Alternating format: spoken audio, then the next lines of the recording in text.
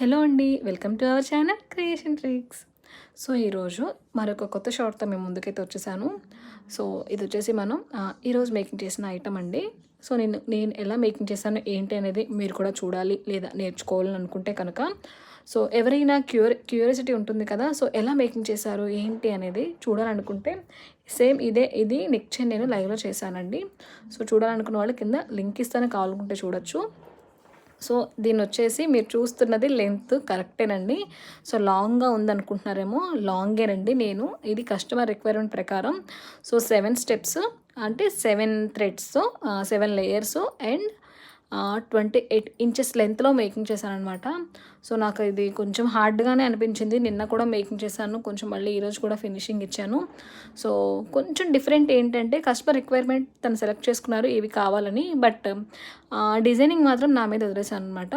So నేను ఎందుకు న్యాచురల్గా ఉండాలి అంటే ఏం లేదు, అందరికీ ఉన్నట్టుగా ఎందుకు ఉండాలి, సో కొంచెం డిజైనర్ పీస్గా చేంజ్ చేద్దాం అనేసి సో స్ట్రైట్ కర్వ్గా అంటే స్ట్రైట్ పెట్టకుండా ఏదైతే ఫ్లవర్ క్యాప్స్ ఉన్నాయో సో సైడ్ బ్రోచర్స్ని ఇలా కర్వ్ షేప్లో పెట్టానమాట.